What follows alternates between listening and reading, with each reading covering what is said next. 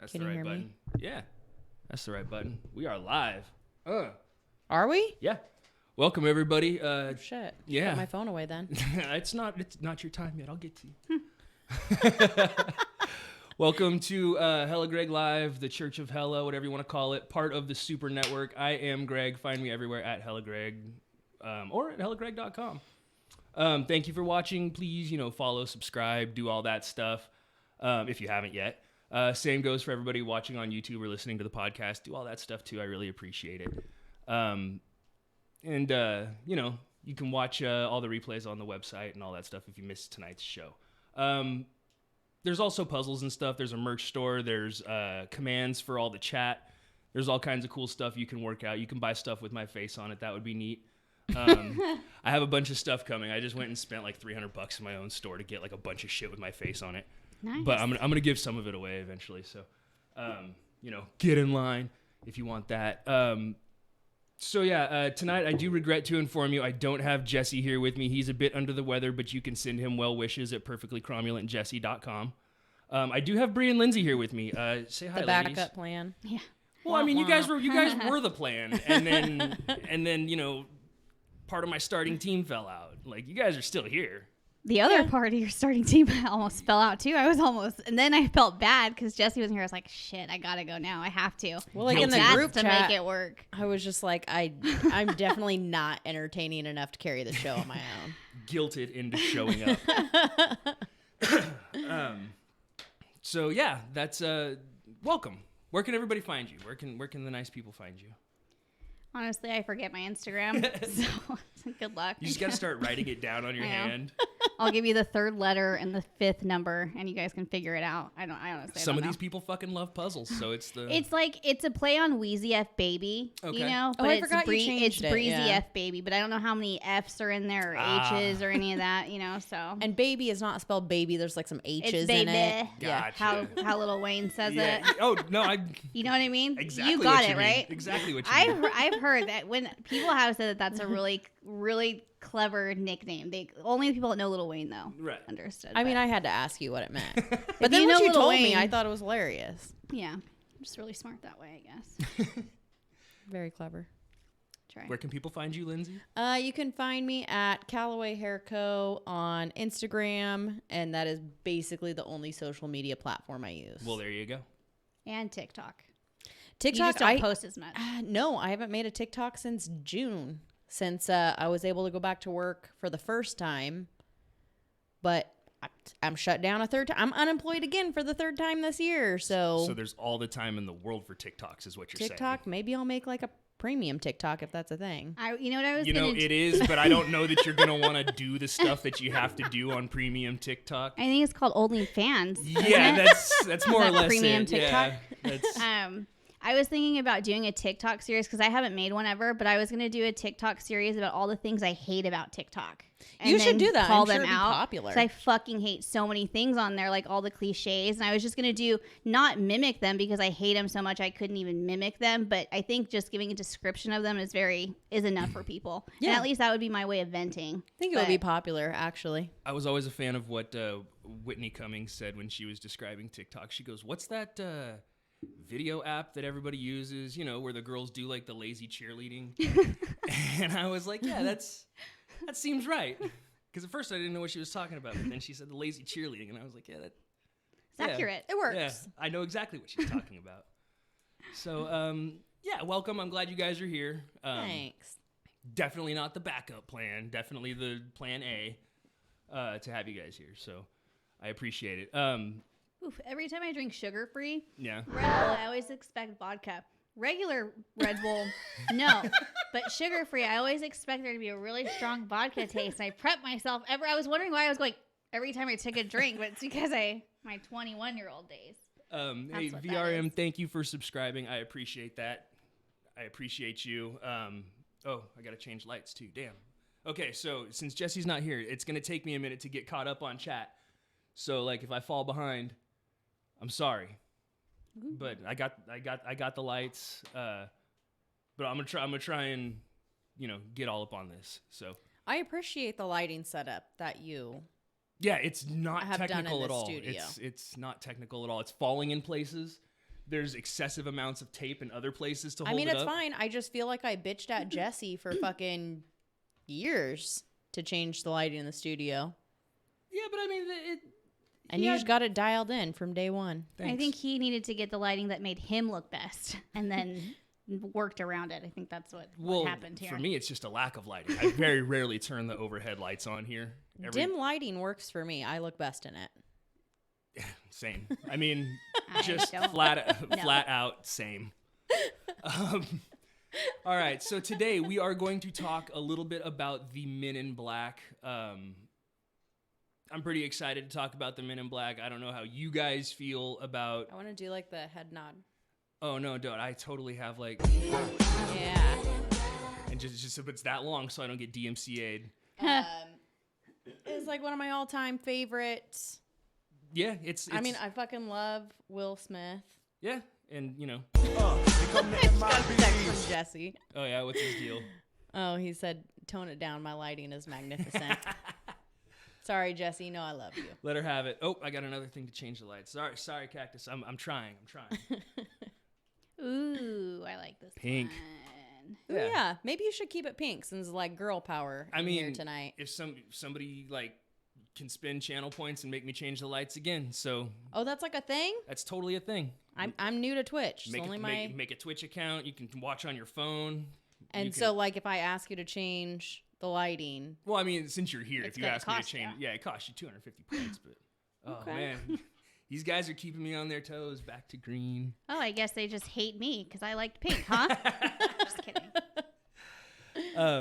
So yes, we are going to talk about the Men in Black tonight. Here come the MIBs. I got to keep them short. I can't help. You just want to, But yeah. you want to do the.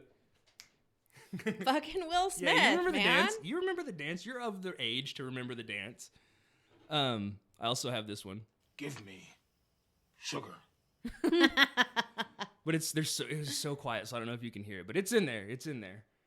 Oh my god, I gotta change them back to pink. All right. Thank you. I feel like that was for me. I don't think I have a thing for sounds, but I don't know. Guess them.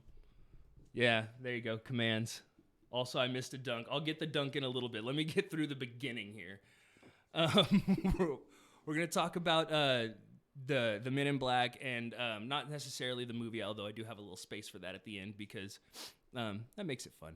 I figured that we weren't coming on your show to talk about the movie. Well, like I said, I have a little space for it at the end, so we will talk about the movie, but it's mostly going to be, the fourth dimensional demons that protect us from aliens, allegedly. Okay. Although you think they're demons? Allegedly. So I'll get into why. Okay. But like there has been speculation that they're demons. There's been speculation that they're aliens themselves. There's been speculation that they're fourth dimensional. There's been speculation that they're just regular dudes, like who are weird and drive around in dope old cars I and like feel show up like- and hassle people. I feel like the only theory I've really ever heard is that they are also aliens of some sort.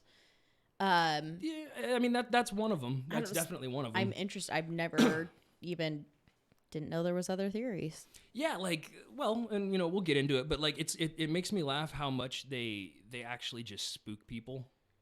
Like, I mean, they sound spooky. yeah, I'd be freaked out. They could be intimidating, and I mean that's kind of part of their deal. That's the main drive of the Men in Black is to kind of spook you a little bit and keep you quiet. Okay, Right. funny story. All right. I was coming here and I was getting ready to leave. Or no, I had just gotten home to change really fast to come here, and there was this like tricked out, like not tricked out. It was pretty like the windows were all blacked out, the license plate was all blacked out, and I was like, "Is that like what is that?" And then I was like, "Bree, you don't do anything, so it's not you. We're not here for you." But for a second I was like, and then I was like, "No, you don't do anything." So yeah. So, I'll tell you a funny story. I lived in some hood-ass apartments for a while with my wife when we were first started dating. And we lived in these loft apartments, and they were, like, the dudes on one side of us were huge and scary. And, like, they would stomp up and down the stairs, but their stairs were connected to, like, our wall. And because they were, like, 3 boxes in a row. And she'd be like, well, go over there and tell them to be quiet. And I'd be like, well, what am I going to do? I'm going to go over there and they're going to like break pieces of me off and pick their teeth. Like, these guys are fucking huge, right? So I was outside smoking a cigarette one night and they like happened to come outside to be doing the same thing.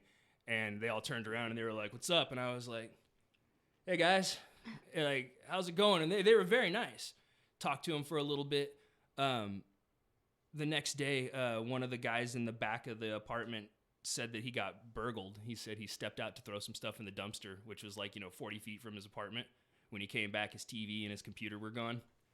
And like 3 nights later, we came home from the movies and there was a bunch of black Suburbans and stuff pulled up in front of our apartments. And I was like, shit. Because I was like, oh my God, it's happening. They're here. Like, fuck. Do I even park? What's the point? They've seen me. And she was like, just chill. They've seen me. Yeah, like they turned and looked because they come around the corner. God bless your wife. Yeah, she's very patient. And there was a bunch of dudes in suits, and they were going in and out of the neighbor's apartment and like carrying like TVs and like file cabinets and like all kinds of shit. And like we walked up and like we're right next door. I mean, like 9 feet from their door. I'm walking up and I'm like shaking, trying to put the key in the lock. And they're like, how's it going? And I'm like, I don't fucking know, dude. Can I talk to a lawyer? Like, I'm terrified. For How's no it reason. going? No comment. Yeah, I don't. Just pretend like you I don't need see to talk him. to my attorney, please. Pretend like you can't see him. So yeah, they scared me. The 28th president of the United States, Woodrow Wilson, said some of the biggest men in the United States are afraid of something. Of, quote, a power somewhere so organized, so subtle, so watchful, so interlocked, so complete, so pervasive, that they better not speak above their breath when they speak in condemnation of it. So, the most powerful people in the world are afraid of somebody. And so much so that, like, if you want to speak bad, like, you keep that shit to your damn self. So that's like, is this like a theory, or is this like... That's something that he said. Like, President Woody Wilson said that. Well, I mean, like, is this a theory of You have to like his? take it into it's being interpreted, right? Is he just saying like everyone somewhere is scared of something? It was just a section from one of his speeches. I think you can kind of take it however you want. Gotcha. But it's funny because a lot of people, after they're done being president, have had a lot of stuff to say about stuff that goes on behind the scenes. Dwight Eisenhower, who was, I mean, he was in the military. He was, I want to say, like a naval top brass something or other, and I don't know. And people who are military buffs are gonna be like, "Well, you're a fucking idiot." Well, yeah, so I never claimed to not be, but in fact, you've told us plenty of times that you're a fucking idiot. Yeah, So. I've said it explicitly on multiple occasions. I can attest to that. Okay? Yeah. So he afterwards he came out and spoke out against the military-industrial complex, talking about how people's need to drive us into war for profit is gonna rip this country apart. Well, this is in the fucking 50s, dude. Like, yeah, look at us. Yeah, it didn't change anything, but like these people who have this somewhat insight, especially at this point in time, was their last act of a dying man go out, guns blazing, and I can't wait to hear what Donald Trump's gonna say. I have a feeling they didn't tell him anything. They're like, "Hey guys, let's not tell I us feel like if anything." they did tell him something, we would all know. Yeah, that's what they do. They'll tell him shit they don't like care about everybody else knowing. They're not gonna tell him the good stuff. I don't trust that motherfucker. Here, go talk to the guy from North Korea. They're like, "Did you know that McDonald's chicken nuggets aren't really made of meat?" He's like, "Are you It's that fucking pink kidding slime me?" stuff. Yeah, that's the kind of shit they'll tell him. Hands down, the best pink slime. So just a quick question too, from like what we do know about the Men in Black before we get rolling. Like, what if they actually show up and they provide a perfectly reasonable, airtight alibi to like what you saw? Like, if you saw lights in the sky and you're like, "Yo, dude, I saw lights," and these guys show up and they're like, "Yeah, you saw lights. It was an experimental aircraft. There's a base nearby in Lemoore that we fly in and out of, and we use it for experimental aircraft. What you saw was not, for public viewing, but you did see like an experimental aircraft. And we just kind of need you to keep that on the hush-hush because it is still a matter of national security." Like, how would you react to that? Would you be like, "That's perfectly reasonable and I agree with that"? No, or would you be like, "No, because- fuck all that. I saw a UFO and you're over here trying to shut me up"? If they said everything up until like, if they were like, "Hey, this is my explanation. This is what you saw." They're like, "Okay, cool." Up until the point where they're like, "But still don't tell anyone about it." I'm like, no, fuck you. That's where you lost me. That's fair. That's a fair stopping point. That seems like a decent limit. I'm terrified of authority, so I'd be like, look, I didn't see shit. I didn't hear anything. See, that's... I don't know what you're talking about. That I was was just Bill going to my Cooper. car. That was Bill Cooper. He saw something, and they, the military top brass pulled him in, and they were like, what did you see? And he was like, I saw this UFO come up out of the water, or the USO come up out of the water, flew around, went back down, did its thing. Like, I watched it. I was clocking it on the horizon line. I could tell you how far out it was. I could tell you how far offshore it was. I could tell you this, that, and the other thing about it. And he said this, military top brass, who, like, these guys are supposed to be calm and collected under all circumstances. And he said this guy just lost his fucking mind. Started screaming at him, started threatening him, threatening his family, threatening his job, threatening everything. And he, like, composes himself and, like, now I'm going to ask you again, what did you see? And he was like, nothing, sir. And he was like, excellent. That's me. Dismissed. So, I don't know. I feel like And if then they I came... journal it. I journal. See, I never understood the point of keeping journals because people are going to find them after I die and just know what a piece of shit I was. I'm cool with that. Nah. I mean, you get that from my Google search history too, though, to be fair. Incognito mode deletes that. What? So, yeah, I was just curious about if you would buy that or not, because I wouldn't. I would not buy that. Yeah, I would up until the... Up until But we need you to keep it But a don't tell secret anybody still. because you're going to get in trouble too. Like, I don't like it. No.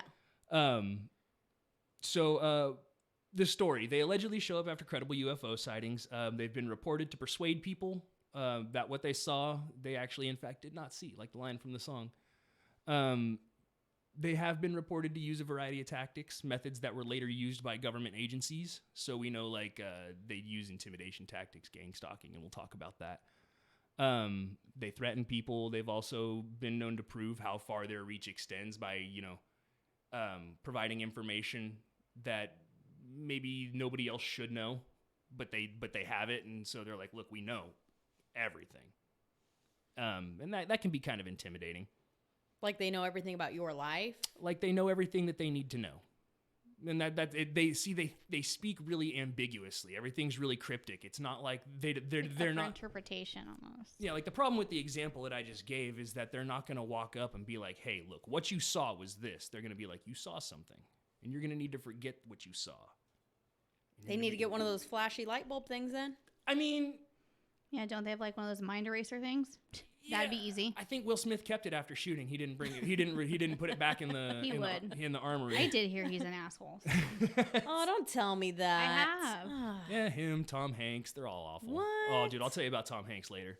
He's a fucking monster. I could believe that, but I don't want to believe that about Will Smith. Yeah. So yeah, it's been reported that they use technique like gang stalking, like I said, and then the end goal is to discredit and destroy the world, the reputation, the life of the person that they're targeting.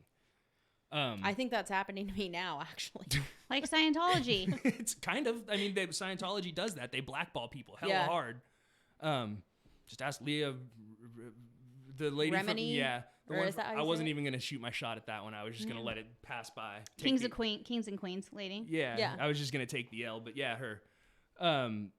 She got blackballed from a lot of stuff. Mm-hmm. So, on June. Thank God for Paul Blart. God, I know. On June 21st, 1947, a couple of weeks before the Roswell crash. So, like on your little UFO timeline that I'm sure people have at home, just like I have. Mm-hmm. Before the Roswell crash, you have this. Harold Dahl claimed he saw flying debris and unidentified flying objects above Maury Island in Puget Sound, Washington. What he saw was, he said he saw 6 little donut-shaped objects flying up above him. And he said one of them, he told his friend Kenneth Arnold that he saw this, and they were patrolmen on a workboat in the harbor there. It turns out later they actually weren't patrolmen, but that was one of the stories, is that they were patrolmen. They said one of the craft dropped like 1,500 feet, just straight down, and stopped, and then dumped a bunch of metal slag, like just big chunks of metal and like molten white hot metal. They said it was lava or white metal, and dropped it on the boat. It hit. It broke the arm. One of the stories is that it broke the arm of another patrolman. In another version of the story, Dahl, he was on a conservation mission, and the objects were roughly a half mile overhead, fell 1,500 feet, rained debris, which broke the arm of his son, who was taking pictures of the craft, and killed their family dog, who was on the boat with them. Oh. Yeah. So I don't really know what happened. I'm thinking maybe he might have snapped and like just broke his kid's arm and threw the dog overboard or something. Wrecked a bunch of the boat and was like, I don't know where this came from. It was a donut. But I mean, it seems, yeah, it makes me sad. But dogs are too good. They don't deserve stuff like that. Yeah, fuck that kid. That Yeah. dog. Well, I mean, yeah, that sucks too, but it was just a broken arm. Yeah. Like, you know, you can shake that off. Exactly, yeah. Well, I mean, not He like... could literally shake that. I was going to say that not off. figuratively, but I mean, yeah, I guess you could if you were, you know, so motivated. So shortly after this, like a day after this, Dahl had his first contact with the Men in Black. Dahl allegedly met them, or they ended up like at the same diner. Like they were following him. They knew where he was. They met him at the same diner. A man in black recounted some details about the event that Dahl had really never told anybody. Just like he'd given the broad strokes of the story, and people were like, cool. But he kept some of the finer details to himself, and this guy showed up and was like, yeah, we know. Here's the details. And that's what I'm saying. They show how far their reach goes by telling you stuff that may not be public information. So the man in black let Dahl know that if he continued to talk about his experience, bad things would happen. Again, they speak really cryptically. He can't just say, I'm going to fuck your world up. Yeah. He just says, bad things are going to happen. Another account mentions that they said something to the effect of, if you want your wife to stay pretty, you'll stay quiet. That's a little cheesy for me. I feel like the second time he told that story, he added that part in there because... I mean, do you want an ugly wife, though? Well, but I mean... That was just his way to give his wife a compliment, because he never does it. I was just saying, he like worked that in there because... into like the official story because... He's like, don't worry, honey, I got your back. Yeah, he's like, it's on record that you're pretty. Yeah. Or at least you were. Which, I mean, he kept talking about it, so... But, yeah, like I said, that just seems like that's like one of the first recorded accounts of Men in Black, and it seems What ended up happening to the guy, though? He stayed quiet. He shut the fuck up. Oh, well, he actually, did? it turns Okay. out a lot of that was fake. A lot of like his story just didn't exist. Never really happened. But it's So weird. probably more like the kid wouldn't stop complaining, the dog wouldn't stop barking. Consequences he happen. did. I'm gonna turn this boat around. and instead of turning the boat around, he broke his kid's arm, presumably with the dog. And then... And you're going to tell CPS it was an alien. Right, exactly. Yeah. We saw donuts, right?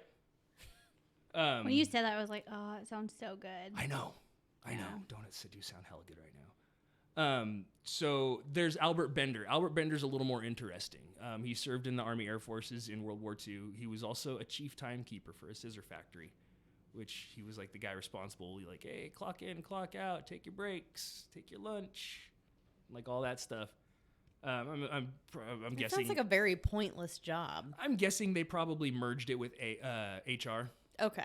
Like at some point they were like, look, we're just going to call this human resources because chief timekeeper Yeah. makes it sound like you get paid to do nothing. He's like, oh no, I'm so busy. I'm so busy doing all these things. Yeah, I'm work. So he was also kind of a weird dude. He was really into sci-fi, which I mean, cool. Who's not? But he made his house a haunted house, like year round. Like he painted. I'm into that. I was going to say, I don't really see any problems yet. Yeah, well, like he painted cool shit on the wall, like monsters and stuff on the walls. That's cool. Yeah, for a while. I would love to live in a haunted house year round. Something's going to go awry pretty soon, just by your I mean, it's not really anything with enthusiasm with the haunted house. It's not anything year-round. with him. It's not anything against the house. I feel like all the time, like coming around No the one corner. says anything about those fucking people that put Christmas decorations up I know, early. you could, I mean, Okay. I do. I was gonna say I say stuff about them all the time. I talk about people that keep their Christmas lights on year round. I think it's tacky. So On all year round or up? up Oh. and on. Some people put them on too. Yeah, no, I know. But like, what if you have ones that like they can change color like this, and you can change it. There's for the a season? difference between these and the little icicles that people are just All right, not wanting yeah, to take down. You're right. I'll have a talk. I'm with just saying, there's like a big difference between like Halloween, Christmas. I feel like those of us that like Halloween are more persecuted than the Christmas people. let's just give this guy a break. Yeah. Well, no. I'm not knocking his design here. I mean, he had like little rubber bats and shit hanging from the ceilings, and That's fucking awesome. And he would play like the 1950s records of Halloween sounds, and like bring people from work and just like spook them in his haunted house. See, and, I could see coming to a house in April and being invited to a person's house and being like, what the fuck? So I get it. Yeah, I get what you're saying. And it's not like I don't agree with it, but I don't agree with society in that, but I do get it. And it's not the whole house. It's just his room. He doesn't live by himself. Oh, He's I not thought you meant it was his whole house. Well, I mean, it was. I did think it was his whole It was house. intentionally misleading because I wanted to drop this bomb. He doesn't live alone. He lives with his stepdad, and so he has like a little attic room, and his little attic room, Little and living like quarters. and the hallway up to his little attic room is all spooky. Oh, that's cute. Yeah, That sounds fun. it He makes sounds like a fun guy. It makes him sound more like a rebellious teenager. Yeah. But he was pretty eccentric about it. So in 1946, it was kind of his first dive into paranormal activities, but not like the actual movie, like High Strangeness. He was obsessed with UFOs. He also suffered from severe OCD, and he was epileptic. One thing that people speculate is that epileptics' brains are running on a different frequency, and that allows them to be, in a sense, spontaneously telekinetic. Interesting. Like, they won't necessarily be able to control it, but like things will just happen. Like things will move, doors will open and shut, and stuff like that. And that's part of what people attribute poltergeists to, because poltergeists aren't like the scary demon ghosts like from Paranormal Activity. Yeah. They like stomp around through the flower that you put on the floor and like yank you out of bed. They don't do that shit.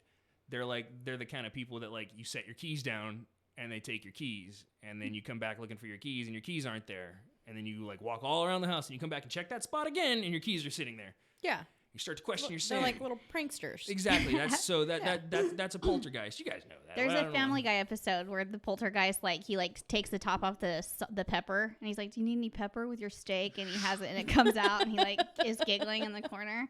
And I think they're like that. They're just mischievous. Yeah. They are, exactly. But some of that can be attributed to this spontaneous telekinesis that. So like these people are unaware of the fact that they're doing these things? Right. It's not Okay. like they're intentionally like opening the door with their brain or taking the top off of pepper or something like that. It's that they're like They brain, are doing it. They're just unaware of the fact their that brain's they're doing it. firing on a different frequency than what, yours, mine, everybody else's is, and so it's vibrating at this higher frequency that like, you sneeze or something and it just lid unscrews on the pepper thing, and now like Gotcha. next time you go to use it, you're like, what the fuck? I got pepper all over my steak or whatever. And so, like, it's spontaneous telekinesis. They can't help it. It just happens. Interesting. Yeah, I don't know how real it is, but, like, it's a fun thing to think about. Yeah, it is fun. I like spontaneous telekinesis. It sounds fun. It does. It sounds inconvenient, though. Imagine just driving down the road and your car just jams into park. You know what I mean? Yeah. Like, that would mess you up. Yeah. Or, you're shopping and things just start falling off the shelf in front of you and everybody thinks it's you just knocking shit off the shelf, and like, it would be irritating. Yeah. But he was, like I said, OCD. He was very focused when he was trying to accomplish something. He founded the IFSB, or International Flying Saucers Bureau, in 1952. He also began publishing a magazine about paranormal happenings. It was initially a success, but it was shut down by him unexpectedly in 1953. So it was doing well, but after like 18 months, he just pulled the plug on it. Everybody was kind of like, Yeah. what's up? I'll tell you what was up. He began to receive calls while not directly threatening. They were intimidating. He would receive phone calls. He'd answer the phone. There'd be nothing. There would be, sorry. Did you hear that? Yeah, it's my refrigerator. I don't know why. It's plugged into like the same. Cool. search- It didn't scare me or anything. I just literally just like I didn't jump out jumped of my inside seat. of my own body. Like, No big deal. Yeah, Here we sorry, go. Sorry, it's gonna do that probably one or two more times. Okay. No, now that we know, I was like, and it was one of those things where I was like, I hope everybody heard that. Yeah.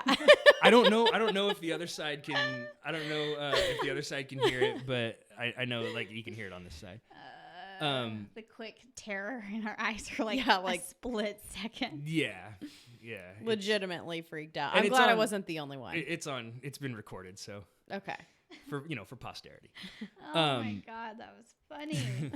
But he used to receive these phone calls, and like I said, there'd be nobody on the line. It would just be silence, or maybe some heavy breathing, or like, and we've all received those phone calls at one point or another. It's because after you said heavy breathing, you like, that's what Yeah, scared it us was- the it's most. talking about- Well, it's just It what was we're the talking timing. about, and then there was like the click, and then it was just It was perfect. You said he answered and said heavy breathing. I was like, as soon as you said heavy breathing, that's when the click happened. That's what freaked me the fuck out. Okay, Well, sorry, it's- it gave me PTSD because you said it again. I was expecting it again.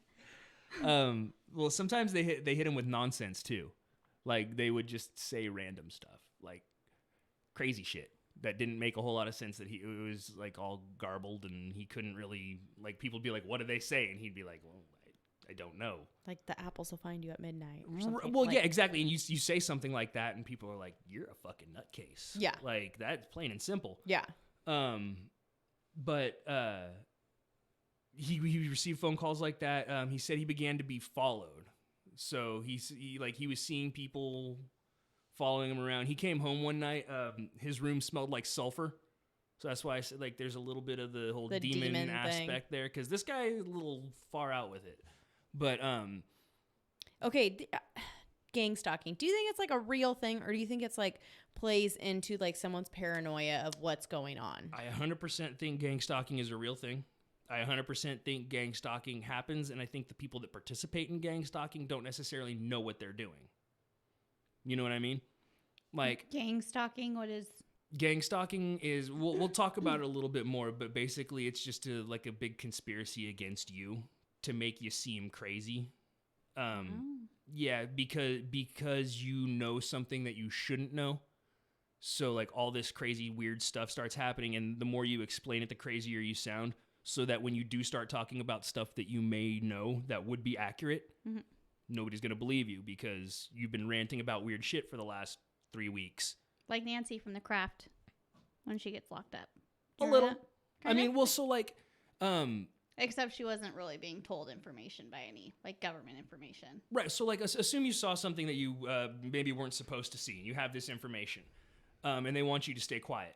They'll probably start with the phone calls and stuff like that. Maybe they'll arrange an accidental interaction. They'll manufacture events in your life.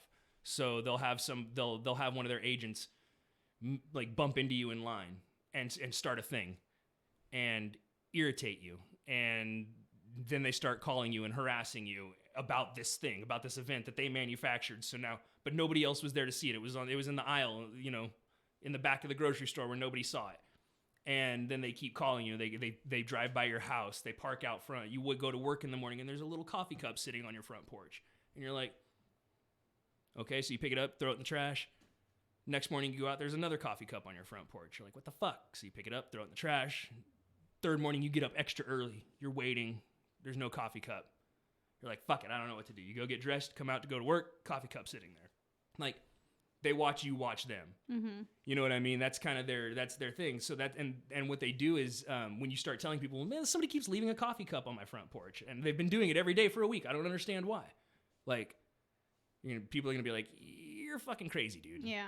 Like, and I understand stuff like that is a little bit harder. Now I have a Ring door camera, I so was just try gonna that say shit, motherfucker. It's a little bit harder with the Ring door camera and stuff like that. But you Yeah. also assume if these guys are government agents, then they have access to the wealth of technology at the government's disposal. So They could like cut your feed, leave the coffee cup, turn it back on. or play a looping feed over the top of it so you don't see them walk up and leave the coffee cup. Or if they're really these fourth dimensional demons, they just materialize and put the coffee cup there, and you're like, what? And then they erase the video. Like, you know what I mean? I like that one the best. It sounds the most fun. Yeah. So this guy was getting followed. He came home. His room smelled like sulfur, like, when you blow out a match. Keep in mind, he did live with his stepdad, so it's entirely possible somebody else had been in his room and like blew out a match. It is like the 50s, like His dad like 1952. just fucking with them in there, or stepdad. Yeah, like, well, I mean, like, what if the power went out? Like, how reliable was the Yeah. power grid in the Gotcha. 50s? Like, maybe the power went out, and he was like, I know that dipshit has some candles up in his little spook laboratory. Gotcha. So he went up there, and he's like, I can't see anything through all these stupid fake cobwebs, and, like, he grabs a candle, and he lights it, and was like, and blows it out real fast. Entirely plausible story. Yeah. I mean, something that could have happened. Were you there, Greg? Sounds Sounds like you know a lot. What? What could have happened? No. You guys smell sulfur? Me neither. So Big Al walked back into his room, saw, when he got home, he saw there was a bright light. He smelled the sulfur. He saw a bright light in the middle of his room. He turned the lights on to obviously see what this thing that was emanating the light was, and it disappeared.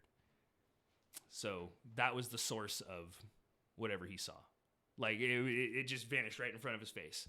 Gone. He checked his research. You know, he was like looking around his room and noticed things had been tampered with, things had been messed with because he had OCD. He noticed some of his research had been taken. Things had been moved in his file cabinets and stuff. He didn't suffer from like auditory or like visual hallucinations. Like People with epilepsy can yeah, suffer from hallucinations.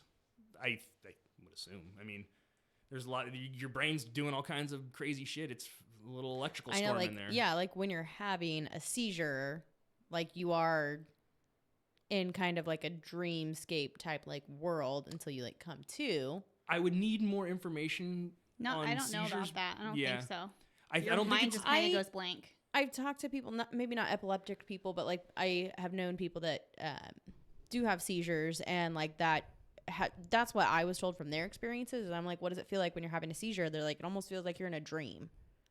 Oh, see, I've never had a seizure, so I don't know. But if somebody who has had a seizure, I mean, say words, like, let me know. From what kids have said is like they just don't have any control. It's like they're there watching everything, but they have no control. So it's like they're there. They're but like aware of they're the fact aware that- of what's going on. They just have no control over what. And that, I mean, there's a million different kinds of I seizures was gonna too. say there's so many different So kinds of it seizures too, depends, because but there's absent seizures where, you know, but from what I've heard from what kids have said, it's nothing going on. It's just like they can't control their body, and they're there and they just can't control what's going on to them. So they're aware. They're not really feeling anything. It's like they're watching over themselves is kind of what they make it sound like. Exactly. And like an out-of-body experience. Yeah. Astral projection. Last time you guys were here. See? We've come full Came circle. back around, yeah. You know what? We'll just call it on that. We're done. No, so like, I mean, having different types of seizures be a thing. Like you could maybe be having an auditory or visual, like, or just a full five senses thing going off where he's smelling the sulfur. It's not really there. He's seeing the light. It's not really there. He's hearing the, whatever. It's not, I'm like, he could be having a full seizure, but it's contained like that instead of being a physical seizure. I don't know. There are absent seizures. I've seen those, and those are fucking scary. I wish I was a doctor. Yeah. I remember a do the kid. schooling, though. They stop breathing. Like if you have an absent seizure, you can stop breathing, and you don't know they're having one because they just pause. And it's like, they like that, and their mouth will be open and their eyes will be like, and they won't blink. Unless you know that they, you'd have to know a person has a seizure disorder to know that they might have absent seizures and really be paying attention, and they can't breathe. So you have to really make sure that you're getting them breathing after a couple of seconds. And if you don't notice, those are the worst. So. You just have to like lay them down and do CPR. Well, depending on how long they last, sometimes you have to give them a shot. Like an adrenaline. I don't know what it is, but if they go over like 30 seconds or over 60 seconds, you have to give them that shot and then call the ambulance right away. But hers was just like waking her up. But those ones are the scariest, I think. Those I can see maybe you blacking out and then seeing something because your body is just like. Yeah, that's a very good point. But he did notice that stuff had been moved and was missing. So he said somebody had definitely been in there like and taken stuff from his important work that he was doing. I mean, he was doing, UFO research stuff, but like, I think it was last podcast when they were describing him, they said they used to do shit like sit around a table and do like sigils. They'd be like, everybody would picture themselves shooting up into space and like greeting the aliens and stuff like that. And that's how their meetings went. And they would like ask people, like they would publish in their magazine, they would publish the times and dates of these meetings and when they were going to be doing this like particular thing and getting other people to like use their energy for that same thing. Which is crazy because when we were talking, when we were talking about astral projection, Uri Geller did that in London. He was on the BBC. He was on a BBC radio show and restarted a watch, And he was like, I remember talking about this. And Yeah. then he said he was going to do something. And so he said at 3:00 tomorrow, we're all going to do this. And like what clock started working, spoons bent, like things. Yeah. Yeah. So like, you can use group energy to do stuff like that. So that's that's kind of. As you were like telling the previous story, is like, I feel like I've heard this somewhere before. I know. I was and like, this it was is on deja vu. the show. Yeah. Like we had this exact same conversation sometime. There's a theme. I have just a finite amount of space in my brain, so That's why I'm using overlapping themes. So like, And I like how we both got at the same time too. We're like, I've heard this. Yeah. Wait a second. It's starting to I click. know what that is. like I heard this spoon thing before. When? So he, like I said, he knows stuff was missing, and I know people can do that because my wife does that. I'll like come home and move something, specifically because I know she'll notice it and be like, "Why'd you move that?" And I'm like, Chris does that to me too. I know he fucking does. and I'm like, because I know you notice it, like Yeah. specifically Just to because fuck with you. yeah, just because it's gonna irritate you. So he was at a movie one night. He was sitting there, kind of looked down at the end of the row. He saw a man in a black suit with a black hat squatted down at the end of the row, kind of looking at him, and his eyes were glowing. Weird. His eyes were glowing. That's weird. Like so like there's a guy in a suit. The other maybe, stuff I can kind of get on board with. yeah, like maybe a guy just came from fucking, I don't know, Wall Street and wanted to go watch him Bill and Ted's 2 or whatever. Just like squatting down, looking at you. That's well, weird. like maybe he was like squatted down, like trying to read the thing on the bottom of the, like where his movie seat was, like I don't know, but he was like squatted down, and so I could buy that. Okay. But the glowing eyes, no.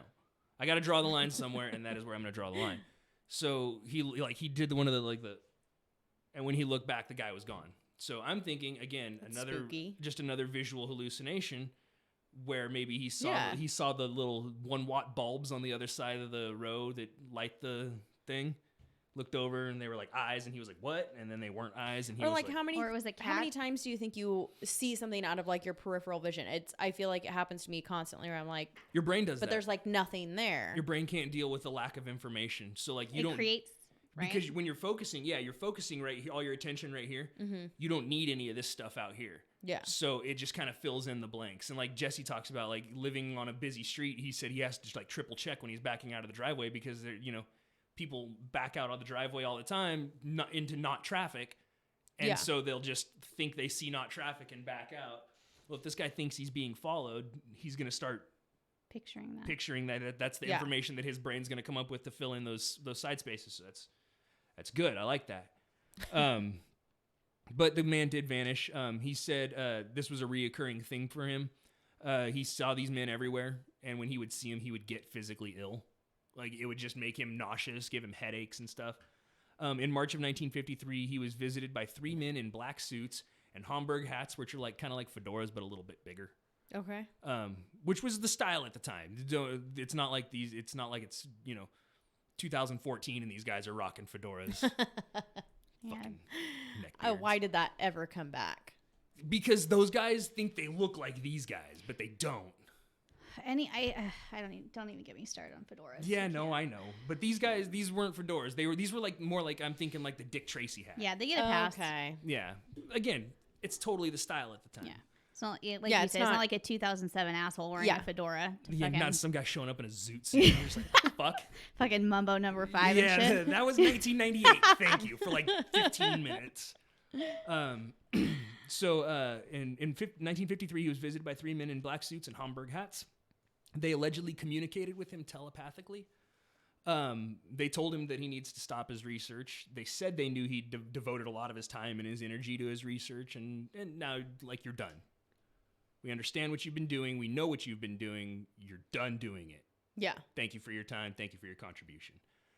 He said they gave him a metal disc, and he felt like he was being transported, though I'm not really sure, like, what that means. Like, when they gave him a metal disc, did they just, like, put a bag over his head and throw him in a van? Or, like, did he, like, levitate? It's a little unclear, but he said he felt like he was being transported.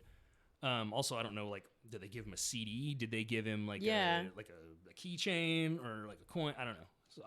So some of these details are hit and miss. But he said they did give him information on the origins and insights into UFOs. So they were like, this is where they came from. This is what they're doing here. This is all the information that you need to know.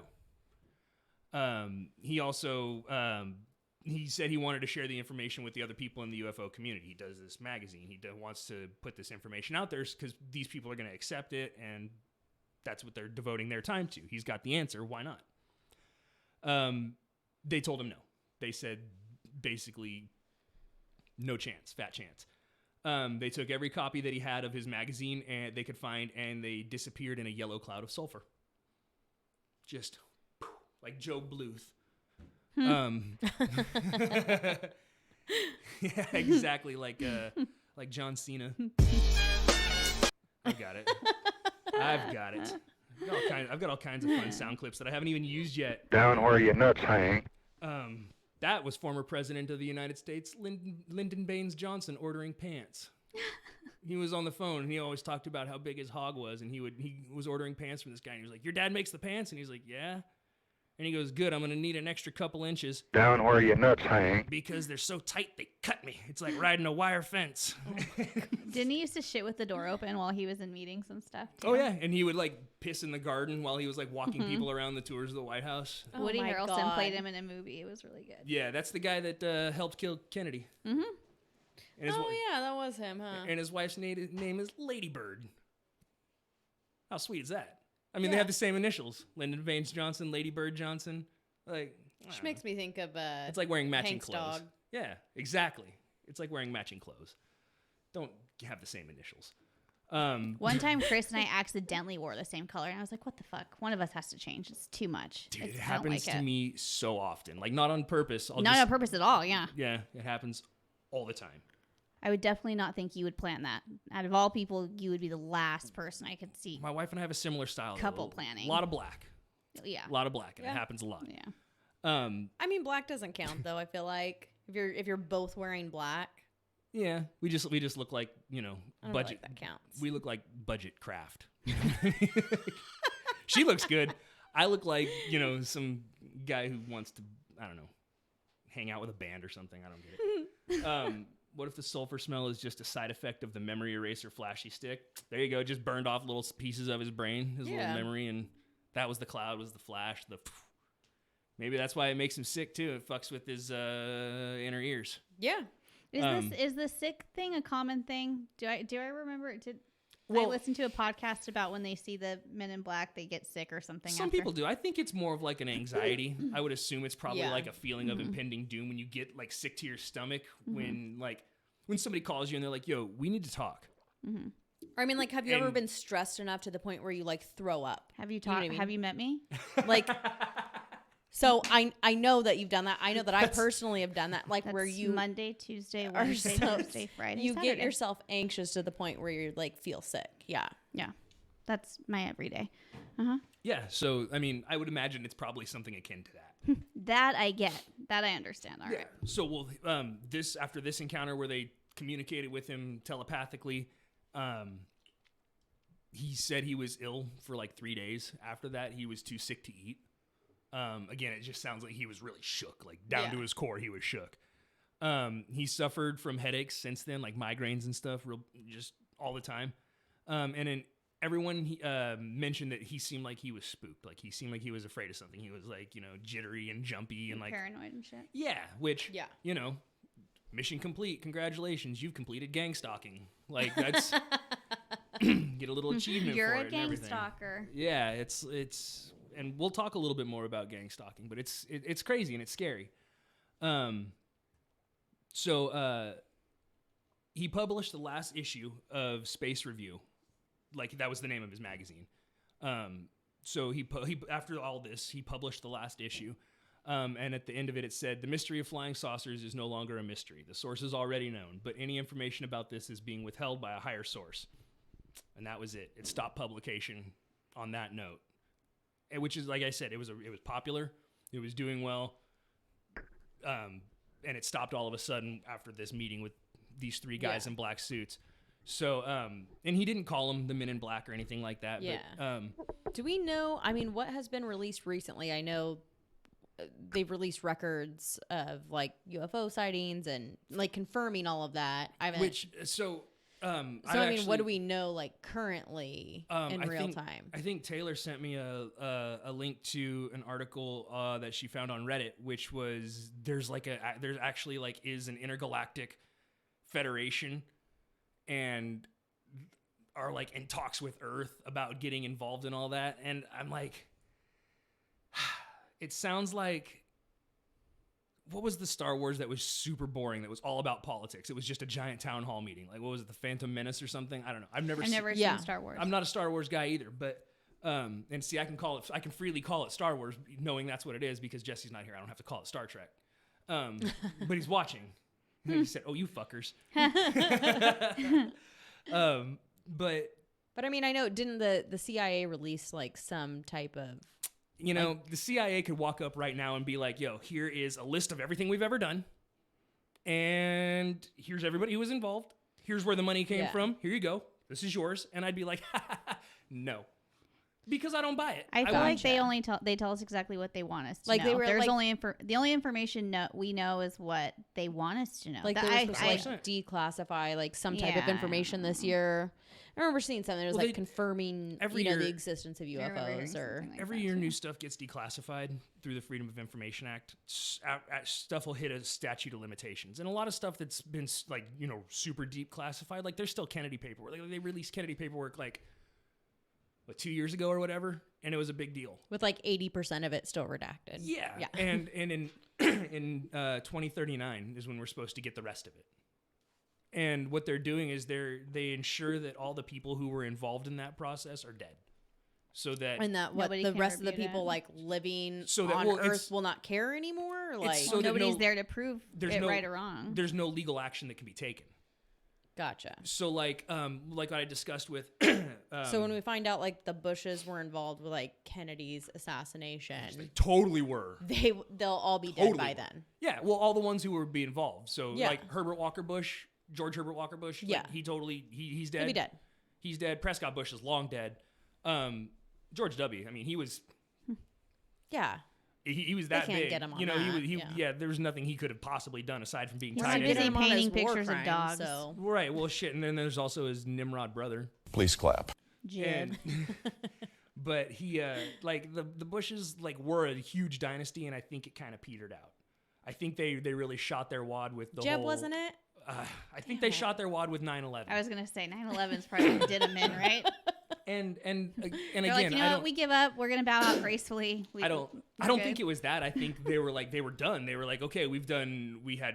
What else do you do after 9/11? Yeah. Well, Prescott Bush was the director of the CIA. George Herbert Walker Bush was in the CIA and then president for one term. George W. Bush was president for 2 terms, and they got away with CIA. With George Herbert Walker Bush, they got into Operation Desert Storm.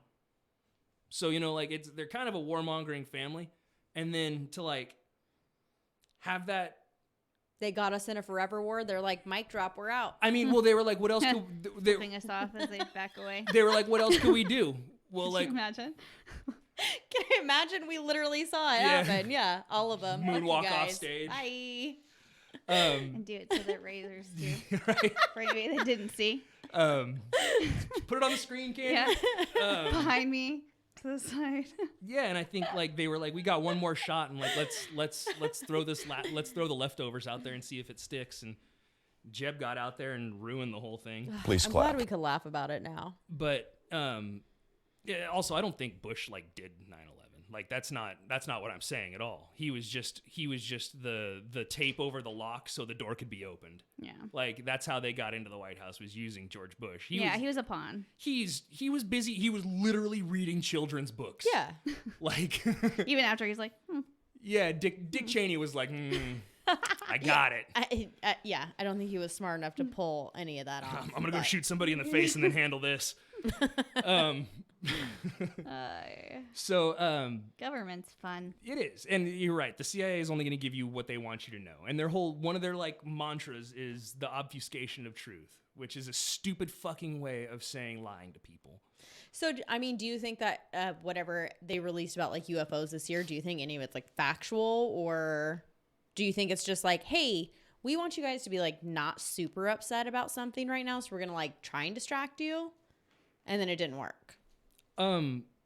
So I don't think that they're going to give us the full story. They may 100% say we found unidentified flying objects, and some of the stuff that I'm going to get into in a little bit here, like very soon, is going to kind of cover that, because I feel like they're going to give you some information that may be real, but they're not going to give you just enough to hold you over, just enough to satisfy that. And I think to give you a little bit and just keep you satisfied, because then once you have that, you're not going to ask a whole lot of questions, because you're given, I don't know, I'm wrong, but I mean, the whole, I feel like they're doing it on purpose, because I think the stuff they are giving is not a lie. I think it is accurate, but there's probably so much more shit on top of that that's so intense that they definitely don't want anybody to know about. So they're going to give you that little bit of information to satisfy you, to hold you over, because there's a lot of other shit that they probably don't want, that they don't want us to know.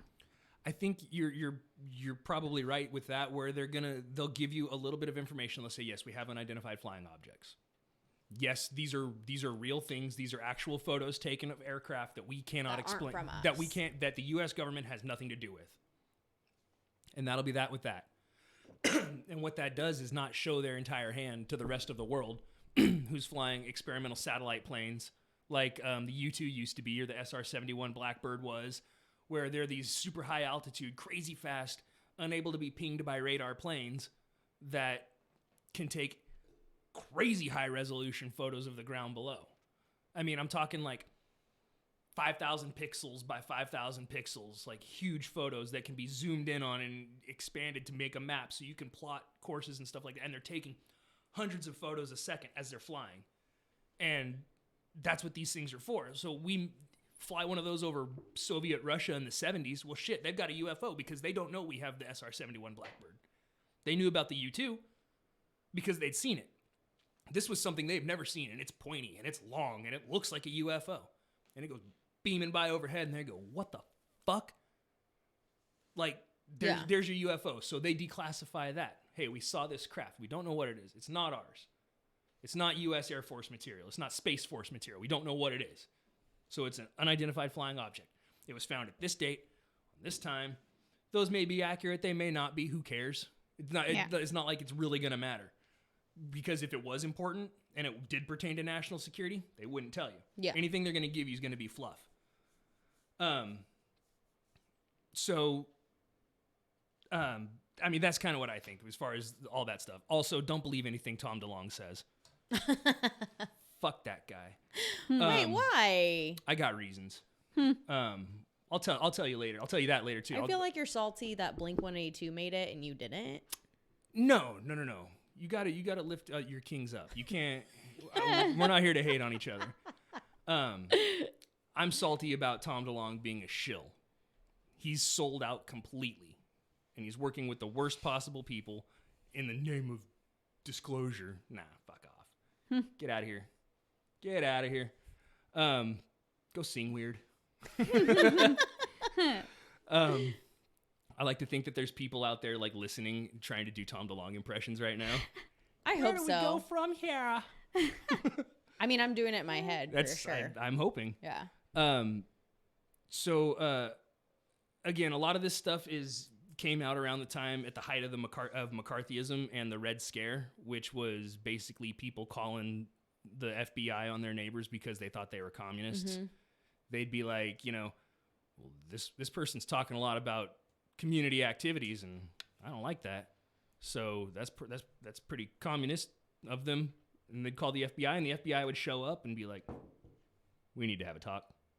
And they'd either clear him or they wouldn't, but they'd keep him on a list. They'd totally keep him on a list. And that went all the way through Hollywood. I mean, Marilyn Monroe was bugged for it by J. Edna Hoover.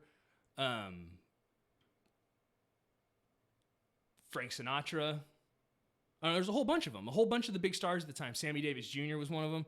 Because people were like, well, these guys have all this money. They live these lavish lifestyles. We better check up on them just to make sure they're not going to be spreading messages. Because they have influence. They have power.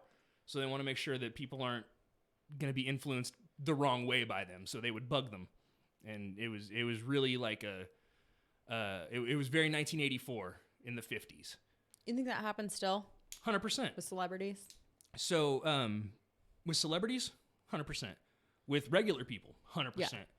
100%. With Greg, 100%. Yeah, well, with everybody. So, like the Patriot Act, the results of 9/11.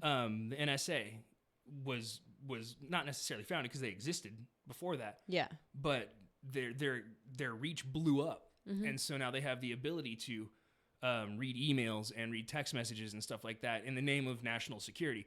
Well, there's a list. See, I told you it was going to happen again. And it still scared me. Yeah. Same. I was looking right in the eye, and I still got scared. There's a list that they published that has all the trigger words for the algorithm to look at what you're saying, and and it's obvious stuff In a text, email, search engine, email, anything. On this platform, like if I'm sending you a private text message, someone is picking up on that. So I'm gonna go through. I mean, I've already said so many of them just in the show, but I'll give you a few of them that I remember off the top of my head, and I know that there's gonna be somebody watching at some point because of what I'm saying. They're gonna take a second look at it because one or two keywords would ping the algorithm. So many keywords or key phrases would require human review, I'm sure. And then depending on the context of those phrases and how they're in there, like that's how you get a visit. That's how you get put on watch lists and stuff like that. So the words, Well, I'm curious, like, so how is it, like, literally, like, I'm texting you. Yeah. And I say these 5 keywords, and now someone has picked up on our texting conversation. The texting conversation was never private to begin with. It's public, or it's information that they can It's have. almost like as soon as you start texting, it's already into like a Google as soon search. as soon as those keywords go out, as soon as they leave your phone, they're pinged in the system. So What is the system? That's the NSA's system that they use to Whatever keep, their system. whatever their software is to keep track of all this stuff. There's an algorithm that picks up the keywords, and so you can say things like, "That was the bomb." Well, it's gonna ping because of bomb, but it's not going to trigger anything because you said that was the bomb. I want another burrito like that tomorrow. Gotcha. But you say, "Hey man, I got a bunch of sulfur and diesel. Do you have the fuses?" Sulfur, diesel, fuses, that's all going to ping. Now somebody's going to look at that, and they're going to be like, wait a second. And then that puts you on a watch list. That puts you in the category that's going to get somebody to come out and knock on your door. So the list of words they published, things like conspiracy theorist are on there. Last year they were qualified as a domestic terrorist group. So if you're a conspiracy theorist, you're a domestic terrorist. Okay, so here's my next question, maybe for you, is if all of this is like, I feel like we're getting like a little off track, but like if all of this is like information that the NSA is privy to and they're watching us constantly and following these key phrases and conversations that we have between each other, do you think that bombings, mass shootings, attacks are these things that are allowed to happen? That is such a loaded question. I mean, that is such a loaded question. So, I mean, I think, again, look at something like 9/11. They say this kind of that happened because we didn't have these safety checks in place. But that was still, it totally happened. I'm not saying it didn't. I'm not saying it was a hoax because it actually happened. People died. Things went wrong. But it may have been a false flag, which is different. And I've had this argument so many times. We've talked about this before. Yeah, absolutely. False flag is not, it happened, but not for the reasons that you were told. And I think sometimes things like that can happen. I have a lot of spicy thoughts on the Las Vegas shooting that I plan on covering at some point. But that's going to come with so much free sushi. Yeah, he gets it. So, like just having these conversations right now. Yeah. I'm sure the little algorithm's just lighting up, just ding, ding, ding, ding, ding, ding, ding, ding, ding. There's going to be a helicopter over this damn office. Well, see, and that's the thing. That's why I get so paranoid. So like one time I went in real hard on the CIA and then my internet got cut for a couple days. And then when I called them and they were like, oh yeah, you just need to reboot your router. I'm like I haven't tried that 30 times over the last 2 days. Yeah. And they were like, well, try it again. So I tried it again and it works. And then they said, well, we need a password and a username to set you up. I said, I know how to do all that. And they said, no, we have to set you up with a password and a username. Okay. Yeah. So I gave him, some bullshit username and password and was able to use my internet again. But I don't believe that Yeah. I'm alone on my internet. Yeah. Like, and it's not, yeah, maybe it's me being paranoid, but it's also me being somewhat realistic in the fact that I say this dumb shit in front of people. Who am I to think that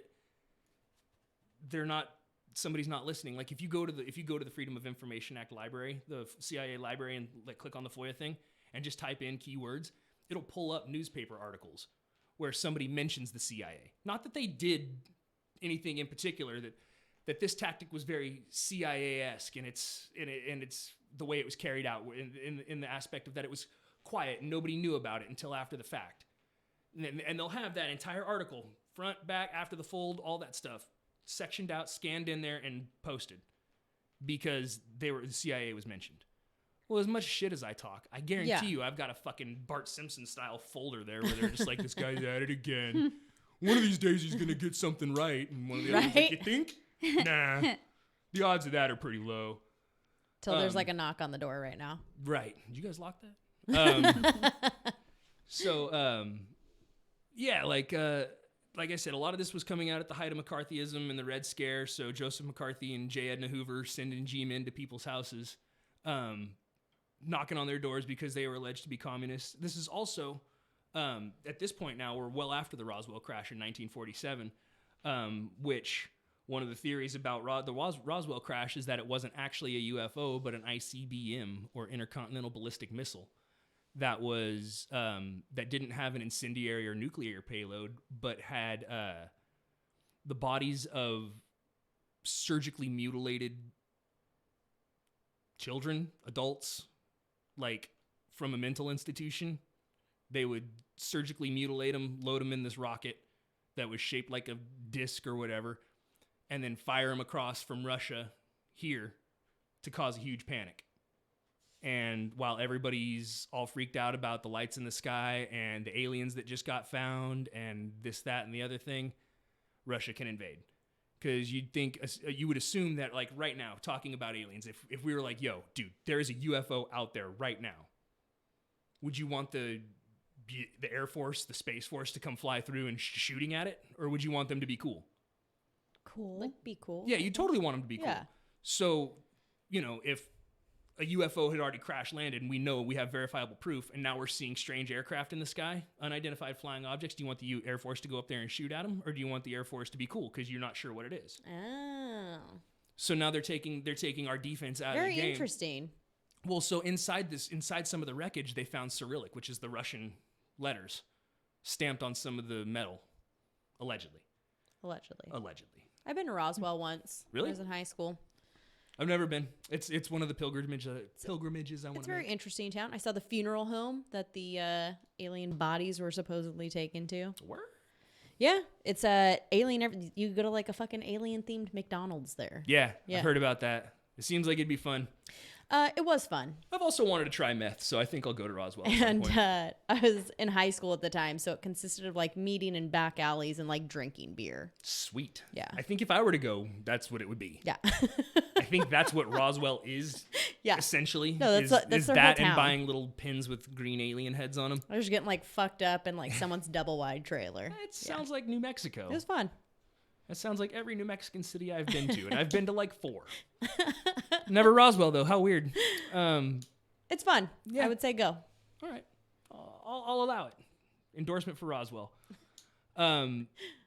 So again, they were finding. It's not like they're gonna shoot down UFOs because like they've tried. There's been some that like the Tic Tac video that. And if it's a real UFO, are you gonna actually shoot it down? You think? You have the capability of shooting it down? How many alien movies have started like that, where the first thing they do is shoot, bomb it out of the sky, like if there was a UFO in American airspace right now that's not registering, if there's a personal aircraft in United States airspace that's not registering with any flight control towers, that's not on any official flight plans, that's not following any of the FAA rules about no-fly zones and stuff like that, they scramble jets immediately. Yeah. Immediately, they send fighter jets up there, and they give you a warning. And I watched a video about how they do this, and it's so fucking cool. So the guy was in a personal aircraft, and he was helping them practice for it. and he's flying along in this little like Cessna, and a fighter jet pulls up next to him and like buzzes him and then peels off. And he was like, okay, that's their first pass. He's like, let's pretend like we didn't see that. We're just going to keep going. And he keeps tooling along in this little Cessna. It's just through the air. And this fucking fighter jet comes right down in front of him and buzzes him again and like moves their plane with the air and stuff. And he's like, yeah, that's about the time where if I don't respond now, they're going to shoot me down. So let's go ahead and take it a little bit further, see what happens. And they buzzed him again and like were radioing him and giving him all the commands and stuff. And then he was like, okay, we'll call it there. And he like pulled out of the airspace and like landed, and it was fucking This cool. was just like a test. Or Yeah, whatever. he was just helping them practice. Like they're the jets that get scrambled for that. And he was helping them like, this is how we're going to So like legit, like we're going to whatever. Yeah, he was just try and get your attention a few times. And if that doesn't work, we will shoot you out of the sky. Shoot you down. Yeah, fucking badass. And that whole process takes, 5 minutes. Yeah. So you have very little time to respond and start being cool and start playing ball. And if you don't speak the language and you're not checking in with anybody and you're not abiding by all the laws, you're going to get shot down. So that's why these fighter jets are out there. They get scrambled to shit like this all the time. Well, not anymore, but I don't know. I don't fucking know. They could be. They could be scrambled to shit right now. I don't know about it. Supposedly. Right. Know about it. So, Allegedly. I don't think it's very likely, but how likely is contact from another planet, Like, who knows? How likely is a massive government conspiracy to cover it all up? Who knows? So when you combine all those things, it's possible that what Bender saw, what Albert Bender, the guy this whole thing was about, saw, in fact, was like government agents contacting him because of his connection with UFO and UFO's subsequent connections with Russia. Like it could have just been like G-men coming to him and being like, hey, you need to fucking stop. Yeah. Like last warning. Yeah. And, him having difficult times in his brain goo. Like he could just, blown it up into something that it wasn't. So this all got published, and Bender was contacted by a guy named Gray Barker who wrote the book They Knew Too Much About Flying Saucers. We were talking about being on the nose earlier. The name of that book is a little on the nose. They knew too much about flying saucers. This guy seems like a real piece of shit too, because he wasn't very trustworthy. He wrote these books and then presumably coined the term Men in Black. He seems like, I know. I'll throw a dunk. I'll throw a dunk at the end. I will. I promise. This guy seems like that generation's version of like Alex Jones, and I fucking hate Alex Jones. Yeah, me too. Same. Like he does have information that is valid, and then he wraps it in so much bullshit. Yeah. That to agree with him makes you a fucking lunatic. Even though the whole the fluoride in the water's turning the frogs gay. So the basis of that whole thing is fluoride in the water was lowering the testosterone counts in the frogs in that area, so they weren't mating. That was super gay. That's at best asexual. Yeah. Yeah. And he says the fluoride in the water is making the frogs gay. Well, fuck. Like now you sound like a lunatic trying to reason. Is that a real statement? Yeah. 100%. Shut The fuck first thing up. that came to my mind was the gay frog thing. 100%. That's an Alex Jones. 100%. What the? I hate Alex That's Jones. incredible, honestly. I mean, I hate Alex Jones, but that's fucking incredible. Yeah, he's a goddamn lunatic, and like I could never even. I'm just not that clever to come up with that kind of statement. Well, all you have to do is take something that you something inflammatory that you want people to believe, and base it a little bit in fact. It's just like lower testosterone counts in the male tadpoles. Well, and then make it gay because a lot of people are, you're trying to focus towards people that are anti-gay. I was gonna say know your demographic. So After that, it's just marketing. Exactly. like I'm almost impressed. Like It's 100% impressive how he's been able to maintain a career as long as he has. Yeah. But what's Bill Hicks? I think that's his real name. That's Alex Jones. Look that up. The there was fluoride in the water is making the frogs gay. Yeah, it's not, but that's what I'm saying. Like that's a phrase that stuck, and Alex Jones had that kind of That power. and Sandy Hook, the victims aren't real. He got sued for that, so good, fuck him. But not Sandy Hook, Alex Jones. Yeah. But yeah, like this guy, this Gray Barker, he was doing similar things. Like he like I said, he coined the term Men in Black in his book. But then he would call people who believed in the Men in Black, and they'd pick up the phone and he would, breathe hella heavy or say weird shit into the phone or not say anything at all and then hang up on them. And they're like, well, I got contacted by the Men in Black. It was really this jagoff being a jagoff. Playing into there. Yeah. And so like, he's a disinformation agent at that point. He's out there actually, rather than helping sort through all the bad information and piecing them apart and putting the good information over here and the bad information over here, he's out there muddying the waters and mixing it all together. Mm-hmm. And that doesn't help the cause. But he allegedly also believed in all this stuff. He just liked to shake things up. And I don't like that. Maybe like create stories. Yeah. Like, so we had something to talk about. I mean, he was an author. He's trying to sell books. A lot of this shit's based in sci-fi, and a lot of it's fucking weird, man. But I gotta say, it's pretty easy to make conspiracy nerds paranoid. So, yeah, totally. I mean, the first that click that we hear when my refrigerator kicks on, it took me probably 4 times to figure out that they were connected. And the first 4 times I was like, twice. Right, but the first time I heard it, I was like somebody's in here, somebody's listening. And then I'm like, oh, I'm talking on a microphone to anybody who wants to watch. So of course, I hope somebody's listening. So yeah, speaking from firsthand experience, it's pretty fucking easy to make conspiracy nerds paranoid. Yeah. So a lot of these guys, the Men in Black, are known for using a variety of tactics to intimidate, subvert, and discredit people who have had UFO sightings or alien contact. They don't tend to go after big sightings. Like there was a guy named Travis Walton. His story's called The Fire in the Sky. You can look it up. It's a crazy story. I've heard of this book. It's